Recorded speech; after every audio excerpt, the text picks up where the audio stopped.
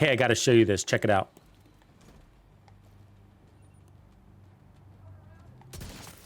Did you see it? And if you don't know, now you know.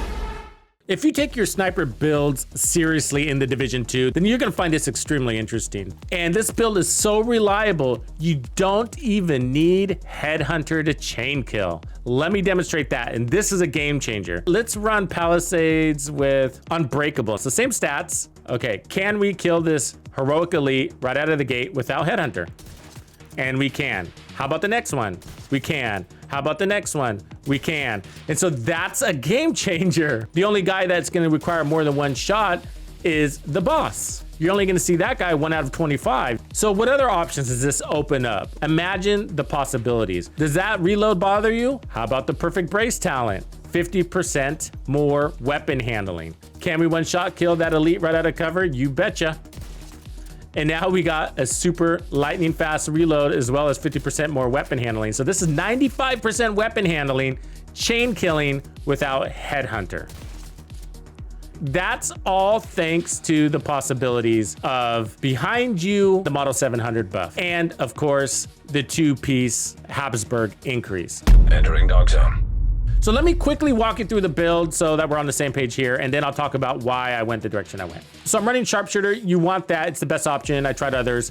It's mostly for that additional headshot damage, and then you have breathe control. You get some free ammo, but more importantly, the most important thing was that digital scope. It doesn't add a decreased reload speed, and plus it gives you 10% headshot damage and a variable zoom, so pretty key. I got reload speed here, and I'm running stability here at the cost of optimal range, damage targets out of cover, and behind you. What's critical here is that you get 2 pieces of Habsburg, so when you're looking for it on your mask, the gloves, the knees, and the holster, it's relatively easy to find a Habsburg with weapon handling and headshot damage. They're popular attributes for this brand. However, when you're looking for the backpack, it's going to be more difficult. This isn't quite a unicorn, but it would be if it had weapon handling. So I'm after the unicorn. So I just went to the crafting bench and crafted until I got one. It took me about 10-15 minutes of crafting, I gotta say. Finally got it, and then I just optimized it. So remember when I said Project Resolve brought some game changers, particularly to this class? So this is the other one that I haven't mentioned yet. So they increased the marksman rifle damage to 20% when you're running 2 pieces. That's a game changer. That makes Habsburg the best 2-piece combo for a sniper build, whether you're running 4 pieces of a Hotshot or not. If you're looking for the most power, this is it. 15% headshot damage, 20% marksman rifle damage. You're gonna want the red cores, okay? You need the red cores here. And then I'd rather have weapon handling, but I'm waiting for that unicorn. We're still going. Headshot damage across the board, and then you're gonna need vigilance. To get that tippity top first shot out of cover to kill an elite, you're gonna need vigilance. And then I'm running Palisades on my chest. Yep, that's right. So this is giving me 10% armor on kill. I put weapon damage here. Of course, this can be a unicorn. It's not quite a unicorn. It would be if I had weapon handling, but I just went to the crafting bench. I made this real quick because I really wanted armor on kill on this build, but I really do want those weapon handling attributes on the chest and the backpack. They will make a difference, especially helping that reload. Headhunter is absolutely critical. That's what's driving the continuation of power on the build and allows you to disable your weapon talent and your backpack talent and still chain kill elites. So that's 1,250% as long as we have greater than 150% headshot damage, which we do. There's the added survivability, and armor isn't super important on a sniper, but if you do add armor there instead, then you're gonna lose that ability to kill that elite on your first shot. And then from here, I'm running 3 pieces of Hotshot. Now you can run 4 pieces and still pull this off, and I'll show you that too. And so this is giving me marksman rifle damage. I'm really after that weapon handling. That's amazing. And then we got the 30% headshot damage, and then everything's going to be weapon damage and headshot damage. Here's the knees, and here's the holster. With Project Resolve, we got a lot of weapon rebalancing. You probably know this by now. Nearly every weapon class was rebalanced, and for the most part, everything generally got a buff of some sort. And I've been going through the motions and testing everything out, LMGs and SMGs, assault rifles. Tell you the truth, although I love that we have new power and bigger mags and RPM increases, I've felt like so far, none of them have really been a game changer. So they're all great, but at the end of the day, I'm still performing the same. If I was clearing control points in 5 minutes with an assault rifle build, I'm still clearing control points in 5 minutes with an assault rifle build. There was a lot of hype coming out of the PTS saying, oh, the chatterbox, and oh, the new meta this, new meta that. And I was like, yeah, it feels the same as before. I get on paper it's stronger, but I'm not seeing any particular enhancements in my gameplay. And so I might as well run XYZ weapon instead. If those buffs increase your performance, then great. Once you have an effective time to kill and a really effective build, then it's all really subjective from there. It's skill. But one of the weapon classes that I feel like have some actual game changers is the MMR class. Again, one thing that is there and has always been there is power. And once Headhunter came into the game, they became, let's just say, overpowered. And so now there's a lot of extra damage on the table. And so to make a really good sniper build, you basically have to have a good understanding of kill values. What's the damage you need to kill an elite solo, in a 4-man group, and a legendary group? Those are the 3 numbers you need to know. And basically, a solo heroic enemy goes down with a shot that hits him at 9.8 million in the head. For a 4-man group, it's 16.9 million for that same heroic elite. In a 4-man legendary, it jumps all the way up to 25.2 million. There's not a sniper in the game that can hit 25.2 million right out of the gate. You need to be able to step it up. You need to be able to chain kill to that figure. For 4-man heroic, not many weapons can hit 16.9 million right out of the gate.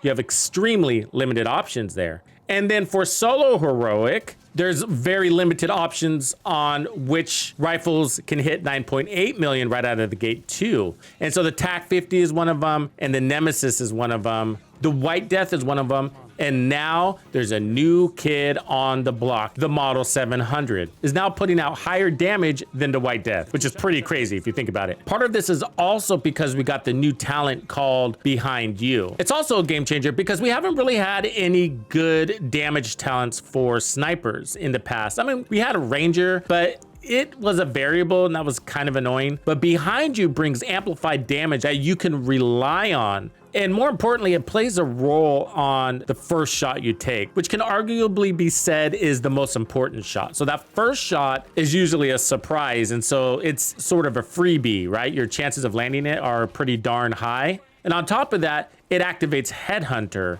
which is then going to increase your damage potentially all the way up to 1,250% based off your last headshot killing blow. And because Headhunter is so strong, it ultimately takes over all the damage on your build once you activate it. So Behind You, just like Vigilance was in the past, is only important on that first shot. Afterwards, it's still impacting your build, but only in tiny bits, insignificant bits. After you take that first shot, you rile up the hornet's nest. And so everybody is aware of you and where you are. And so they're targeting you, which means it deactivates Behind You. Also, you start taking damage. So Vigilance becomes deactivated too. And that's why Headhunter is important the way it's set up, because it establishes the damage going forward so that you can continue to have a lot of power, even though most of your damage talents are disabled. But thanks to Project Resolve and Behind You and the rebalancing of the snipers, you can now, right out of the gate, get your one-shot kill on an elite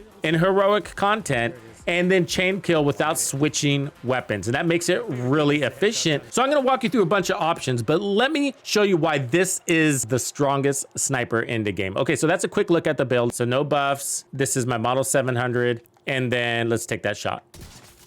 Boom. It's hitting at 9.923 million right out of the gate. I can make this build stronger. I can get it to, around 10.8 or something like that, and we're not talking crits. But why would I want to do that? So with scaling, 4-man heroic is 16.9 million I got to reach. And 4-man legendary, it's 25 million. So when we're looking to scale up, we're looking at the second shot if we're talking about elites. So that means for 4-man heroic, that second shot needs to hit at least 16.9. Let's see what I'm doing. That's the first shot. 22 million.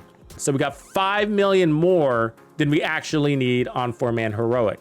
So what's another thing that people like to do in solo heroic? Well, they like to kill named bosses. So how much is a named boss? Basically 19.7 million if he's not wearing a helmet. So on our second shot, we've exceeded that as well. So our first and our second shot completely annihilate all solo heroic content. And our second shot gets us into elite chain killing for 4-man heroic and is nearly enough to take out an elite and 4-man legendary. It requires 25 million. Here's our first shot. 22 million second shot.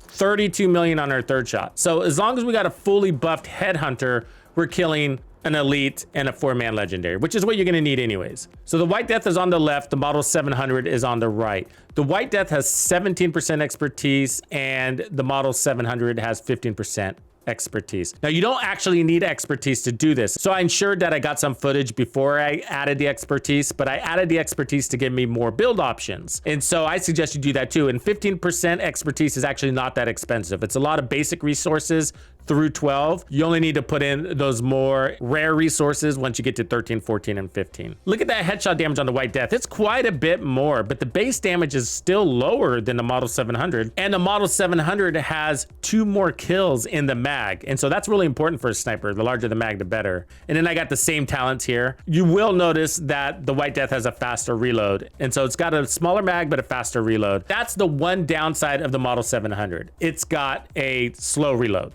You notice it. Here's the White Death, the same exact build, and it can't one-shot. It can't one-shot, so let me clear that.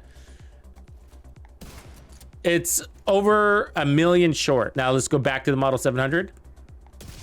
One-shotting. That's crazy. And the White Death has more headshot damage, 326 here. Let's switch weapons. 352. So the White Death has more expertise, more headshot damage, and the Model 700 still kills better. If you're out for the strongest sniper in the game, then there you have it. One of the reasons why I'm not running 4 pieces of Hotshot is because Hotshot requires a lot of perfection out of you with that talent called Headache. It doesn't give you any additional damage with its first shot out of cover, which I gotta say is kind of a disappointment because that's the most important shot for a sniper. But the second one gives you damage, and then you get armor on kill, bonus armor on kill, and then you get free reloads, which is absolutely fantastic. But it's asking a lot. It's asking for perfection. You basically have to chain kill on the head continuously, of course, and that's what we're trying to do anyways. But the instant you miss, you lose the buff, and you're getting nothing out of the 4-piece gear set. With Determined, Headache is a lot easier because you're shooting center mass, but without it, it becomes a lot more of a challenge. And also, it's been glitched from the get-go, so if you have the buff activated and you throw out your decoy, it deactivates the Hotshot buff, and that's extremely lame. Playing a sniper without some sort of decoy, it can be rough. So a Hotshot's still a great option. So if you're looking to run it, let me show you that you still can.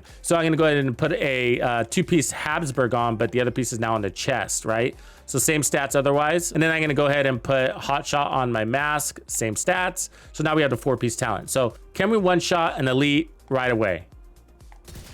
And we can. Every time you miss, you deactivate Hotshot. And so for this build, I thought about it, I went back and forth, but for this build, I felt like it's really nice for everything to just be consistent and reliable. And so that's what you have here, a reliable build. The other one that's really neat is perfect focus. And so I ran this for a while. This is great. This is a really great chess piece now because it brings more flexible damage. It hits over 15 million when we're fully stacked. So this option is really great when you're looking to take on some really tough targets that won't allow you to chain kill, but you still want to hit them in the head really hard. So we're talking hunters, Summit Floor 100, and we're talking rogues, right? Because there's not a lot of chain killing happening when you're taking on rogues. You can even run Palisades with Overwatch and still chain kill, and that's going to give you and your team an additional 12% damage to weapon and skills. So you can buff your team that way too. And Habsburg has the name chest piece called Cherished. So the Model 700 paired up with this is gonna be a really great option if you're looking to take on, again, hunters and rogues. And that's because it comes with perfect trauma. So you can blind them and bleed them. And you can also activate Wicked on your backpack instead of Vigilance. And since you're taking damage a lot with those dudes, then that won't get disabled where Vigilance would. Okay, so let's talk about how this plays out in different types of content. For heroic content, this is how I would play it. As I mentioned earlier, you can go stronger by simply putting on a different chess piece like either Providence or Araldi to get even more damage, but that puts you into no man's land when it comes to damage. The first shot is killing elites, and then if you put on more damage, you're still killing elites with a single bullet, but now you have a little extra damage being applied to that already dead guy. And your next shot is hitting over 22 million. So for legendary content, I think that you would run a different configuration configuration of weapons. The build stays the same because you got some really nice things happening here, right? I've decided that it's not a game changer to run the Model 700 in Legendary because you can't one-shot chain kill elites right out of the gate anyways. In a 4-man Legendary, you need 25 million. So we're not going to do that with the Model 700, even with team buffs. The Nemesis is the true strongest sniper in the game, and it's hitting only at 16 million at full charge. And putting something like Walker on your chest piece or whatever, that's not going to change that.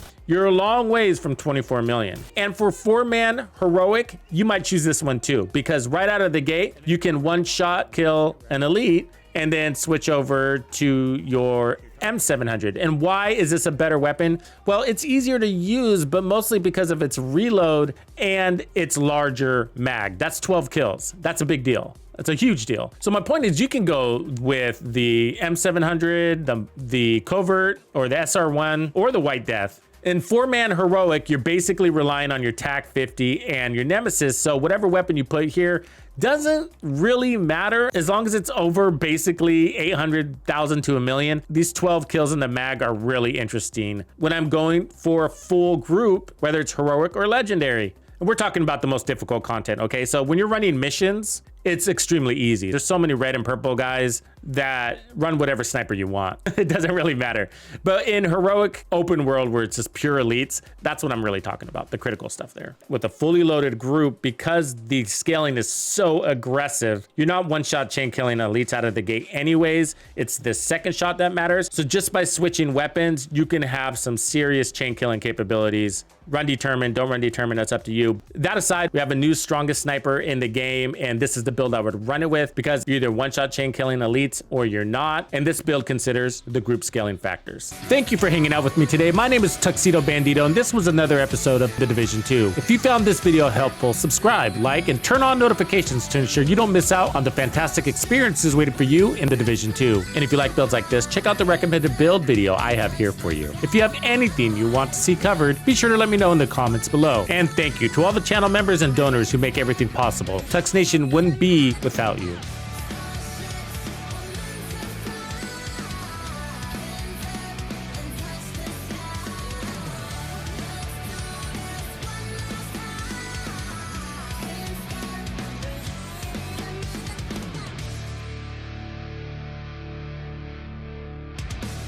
Follow me.